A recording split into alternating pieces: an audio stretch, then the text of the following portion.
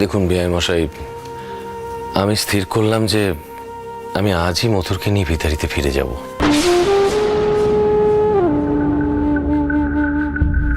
কারণ ওর যা অবস্থা এ বাড়িতে থাকলেও সত্যিই পাগল হয়ে যাবে।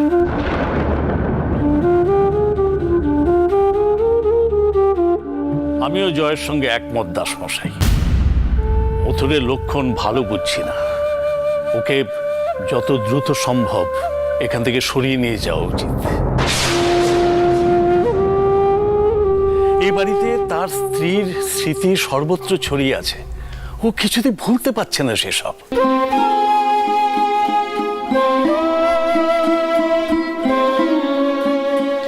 না না, তাছাড়া এরকম চলতে থাকলে তো বিআই মশাই, আমার অনুরোধ আপনি আর না করবেন না। বিআই মশাই, এই ব্যাপারে তাড়াহুড়ো করার সত্যি কি খুব প্রয়োজন আছে? দেখুন, মথুর তো এর আগেও এমন অস্থিরপানা করেছিল, আর আমরা তো তাকে ভালোভাবে সামলে নিয়েছি। দেখুন বিআই মশাই, আমি কোনো তর্কে যেতে চাই না। মথুর আমার বেটা। আমি এতদিন তাকে দূরে সরিয়ে রেখেছিলাম, কিন্তু আর নয়।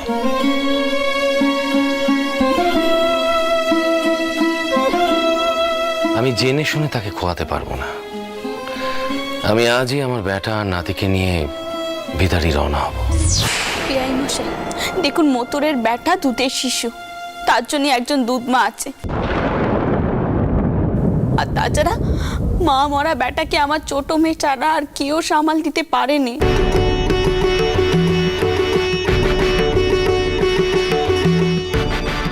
আপনি এত অস্থির কেন হচ্ছেন? প্রয়োজনে আমরা মথুরের জন্য ভালো ডাক্তার কবিরাজ ডেকে তার চিকিৎসা করব। কটা দিন কেটে গেলেই মথুর সুস্থ হয়ে উঠবে, আপনি দেখবেন। দেখুন বিয়ান, আমি জানি আপনারা মথুরের চিকিৎসা করাতে পারবেন, কিন্তু বিয়ান, আপনি এই কথাটা কেন বুঝতে পারছেন না? কোন পরিচয়ে ও এ বাড়িতে থাকবে?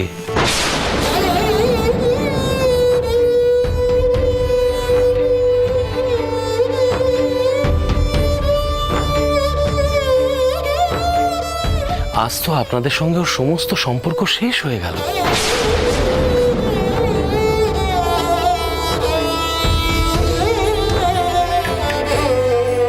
তাহলে শুধু শুধু বিলম্ব করে কি লাভ? এ বাড়ি ছেড়ে তো ওকে যেতেই হবে। বিশ্বাস করুন বিআই মশাই, আমি এত জোর দিচ্ছি শুধুমাত্র করুণার বেটার জন্য। তাকে কেউ যত্নার্থী করতে পারবে না। আর আপনার বাড়িতে বড় বেয়ানের বয়স হয়েছে, আর পানকেষ্টর বউ কেনই বা অন্যের সন্তানকে মানুষ করবেন বলুন তো?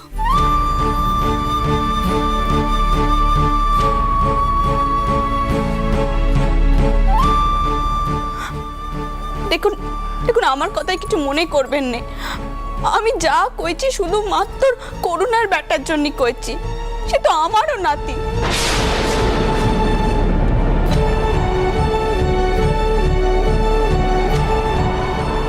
আপনি হয়তো মথুরকে আমার পর ভাবেন, কিন্তু নাতি তো আমার পর হতে পারেনি। কিছু মনে করা না করার প্রশ্ন নয় বিয়ান। আমার মনে হয় বাস্তব চিন্তা করা উচিত আমাদের। দেখুন, মথুরকে তো আজ না হয় কাল তার বেটাকে নিয়ে এই বাড়ি ছেড়ে যেতেই হবে।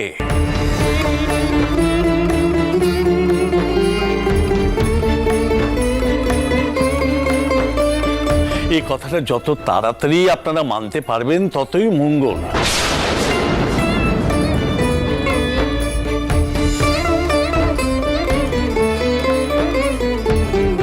দেখুন, যাকে যেতেই হবে তাকে শুধু শুধু আটকে রেখে কাল বিলম্ব করে কি লাভ আছে বলুন? আর কেনই বা আপনারা আটকাতে চাইছেন? রানী,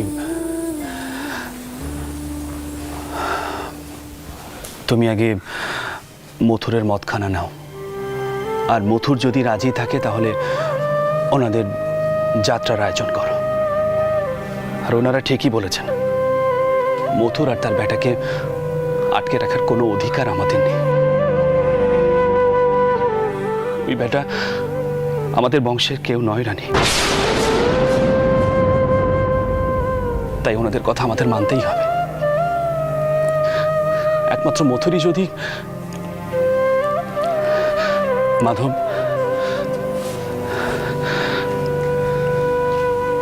একটিবার মথুরকে এখানে ডেকে নিয়ে এসো।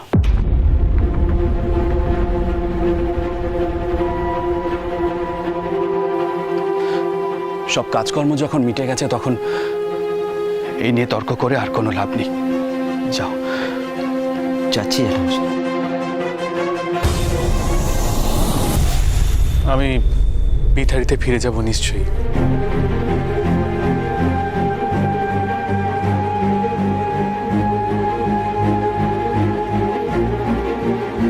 তবে এখন নয়, কিছুদিন পরে।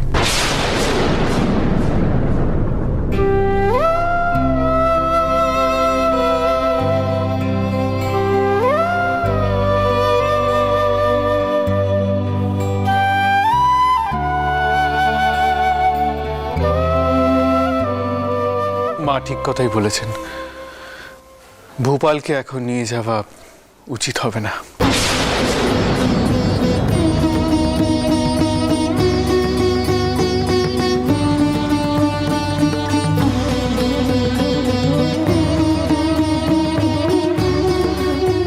আর আপনারা আমাকে নিয়ে শুধু শুধু চিন্তা করবেন না। সকালে যা ঘটেছে তা আর ঘটবে না।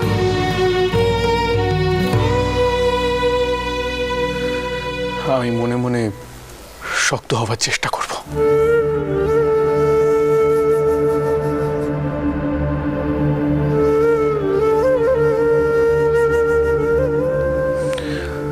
শক্ত আমায় হতেই হবে।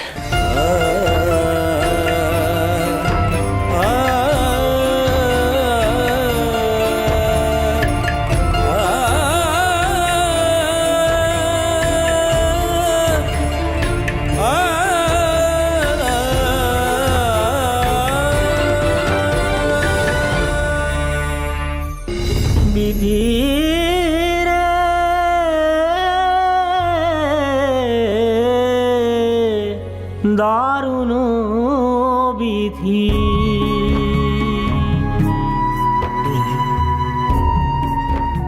তোর স্ত্রী নিজের জীবনের বিনিময়ে তোর সন্তানকে জীবন দিয়ে গেছে। তোর স্ত্রী তো তার মধ্যেই বেঁচে আছে মধুর। তাও যে ফিরে আসে সকাল, তাও যে ফিরে আসে সকাল গভীর রাতের পরে, আলো এসে খেলা করে অন্ধকারের ঘরে, আলো এসে খেলা করে অন্ধকারের ঘরে। আসা যাওয়ার খেয়াবায় জীবন তরির নে, ভাগনে বেলায় মিলন খেলায় সুখ দুঃখের গান গে, সুখ দুঃখের গান গে। বিধির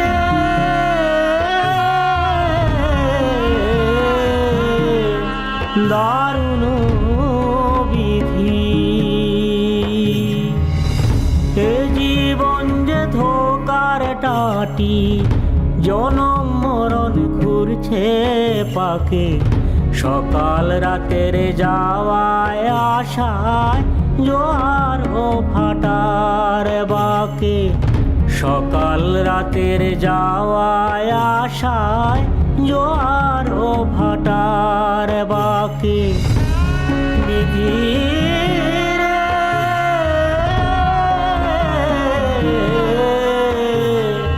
দারুণ বিধি,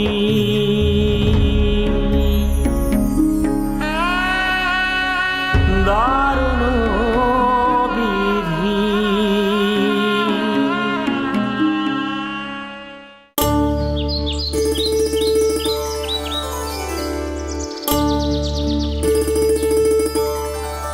কি হয়েছে গোপাল আমার, কি হয়েছে? কাকে দেখছো তুমি? কাকে দেখো দেখো করছো দেদমাকে? কাকে দেখছো? নকি ছেলে আমার, নকি সোনা। দুধ তুমি করা হচ্ছে, দুধ তুমি করা হচ্ছে। তুমি করে না, চুপচাপ দাঁড়িয়ে থাকো। মা, আমার মতন কি হয়েছে বাবা? কিছু কইবে? মা বলছিলাম যে করুণার বাৎসরিক তো এগিয়ে এলো। ভাবছিলাম ওর বাৎসরিকের পর বিথাড়িতে ফিরে যাই।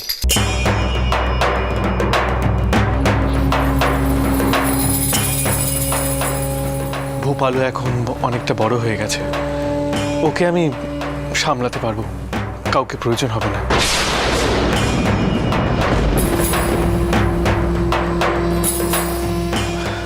তাছাড়া বাবা মশাইও ভালো নেই, ওনার শরীরটা খারাপ, বারবার করে আমার জন্য বলছেন উনি।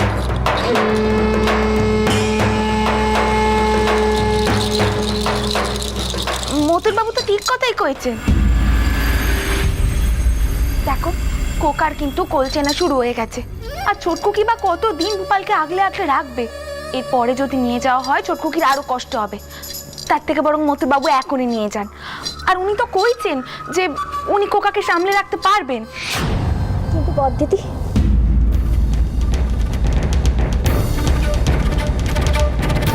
শেঠ জামাই দাদা কইছেন বটে যে তিনি ভূপালকে সামলাতে পারবে, কিন্তু কালই তিনি ভূপালকে শুয়ে শোষের বালিশখানা মাথায় দিতে ভুলে গেছিলেন।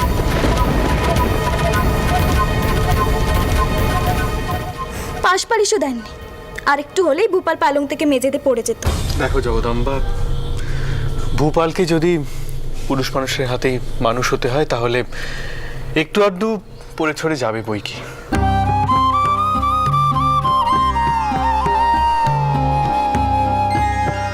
আমি তো আর ওকে এখানকার মতো তুলে মানুষ করতে পারবো না।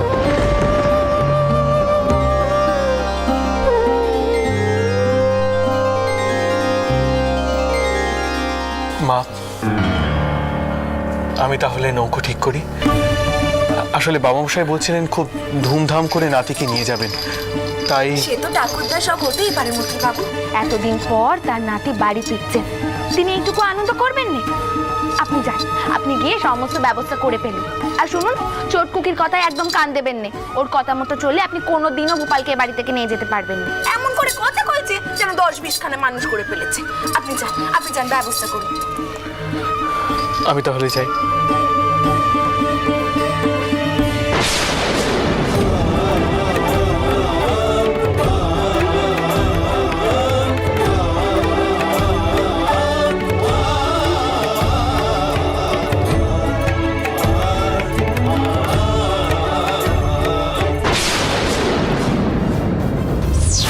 তোর সংসারেই তোর জামাইকে দ্বিতীয় সংসার পাততে হবে,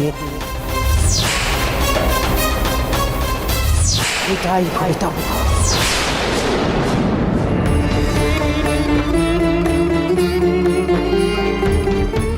আমার মনে যা আছে সে কথাখানা কি কইবই এবার সকলকে? এখনো যদি না কই তাহলে তো দেরি হয়ে যাবে।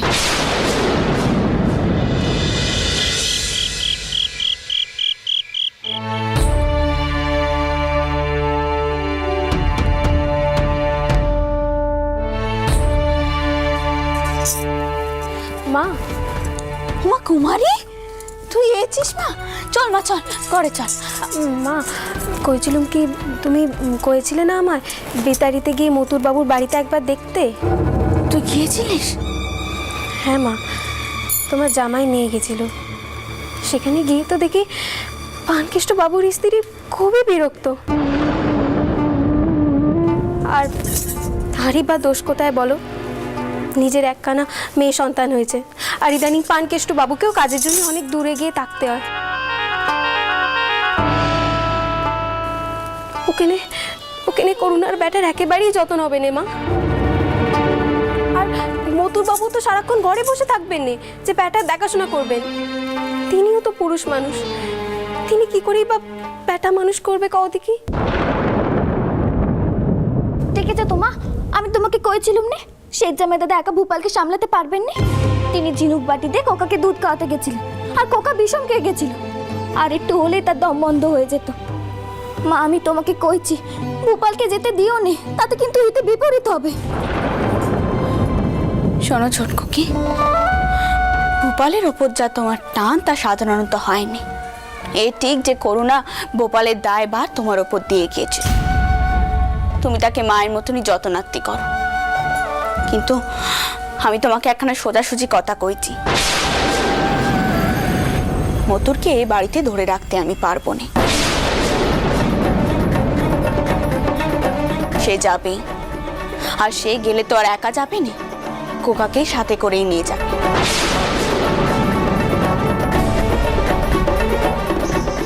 আর এও হয়তো ঠিক কিছুদিনের মধ্যেই তার পরিবার তার বিয়ে ঠিক করবে।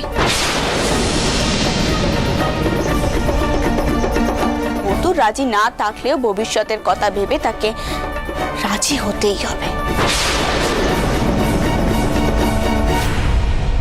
তাই আমি তোমাকে কইছি, এখন থেকে আমাদের মন শক্ত করতে হবে ছোটকু কি। মা তুমি যেভাবেই হোক শেখ জামাইদাদের বেটাকে আটকাও। আমি জানি তুমি চেষ্টা করলেই তা পারবে। ভূপালের সৎমা যদি ভালো না হয়, তাকে যদি হারার চিন্তা করে, তখন বেটার কি হবে কও দেখি। আর মা, আমি তো তোমাকে কইছি আমি বিয়েটা করব না, আমি ভূপালের মা। ছোটকু কি মা দেখেছো তো ও কেমন দ্বারা কথা কইছে? এদিকে ভূপাল কি তো নিজের বেটা নয়? তো যদি সত্যি তোকে ভূপালের মা হতে হয় তাহলে মতুর বাবুর সঙ্গে তোর বিয়ে দিতে হবে। কিন্তু তা তো হয়নি। সত্যি কি তা হয়নি? কেন হয়নি মেজকু কি? জগদম্বা যদি চায় তাহলেই হয়, কিন্তু আমি ছোটকুকির জীবন নষ্ট হতে দিতে পারবো না। আর তিনিও হয়তো রাজি হবেননি, কিন্তু সে কি করে হয় মা? না না, শেখ জামাইদাদাই বা মানবেন কেন? আচ্ছা মা, আমরা কি ভূপালকে শুধু রাখতে পারি না? কেন পারি না মা? আমি তো ভূপালকে মানুষ করছি। আমি কোলে না নিলে ভূপাল খায় নে, ঘুমোয় নে। এই অবস্থাতে আমি ওকে কিছুতেই ছাড়তে পারবো না, কিছুতেই আমি ওকে ছাড়তে পারবো না। মা মা তুমি কি সত্যি মতুর বাবুর সঙ্গে ছোটকুকে বিয়ে দেবে? কিন্তু এমন কথা তুমি ভাবলে কি করে?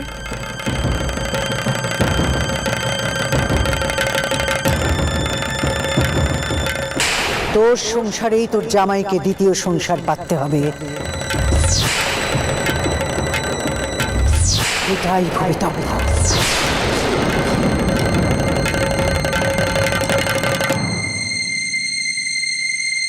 কোনো কিছুই যে আমাদের বাবা না বাবার ওপর নির্ভর করে থাকেনি মেজকু কি।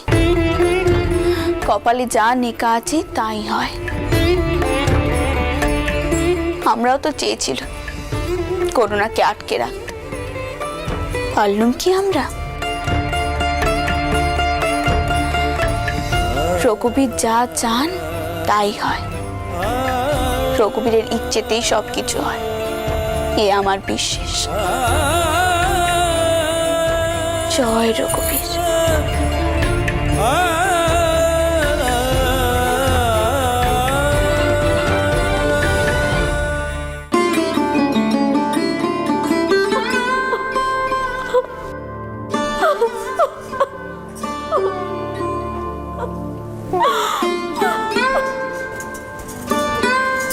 ছোটকু কি? ওমা, তুই কাঁদছিস কেন? এ কি জন্ম ছোটকু কি? এমন ভর সন্ধ্যেবেলায় গেরস্তের ঘরে কাঁদলে অকল্যাণ হয় না? কাঁদে না। ওই দেখো আবার কাঁদছে। আরে বাবা কইবি তো কি হয়েছে? বুঝেছি, ব্যাটা চলে যাচ্ছে বলে মন খারাপ করছে, তাই তো? মন খারাপ করতে নি ছোটকু, মনকে শক্ত কর। তোকে তো বুঝতে হবে অন্যের বেটা কখনোই নিজের বেটা হয়নি। একদিন না একদিন তো তাকে ছেড়ে দিতেই হয়। দেখো দেখো কি কান্না! এই খোকা যে জগদম্বার কোল ছাড়া আর কিছুই চেনে না। কি করে যে ওকে সামাল দেব তাই বুঝতে পারছি।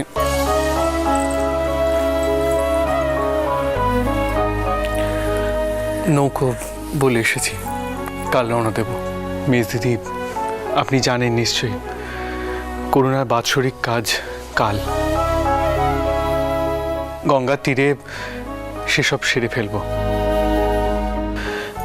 তবে ওকে কি করে সামলাবো জানি না।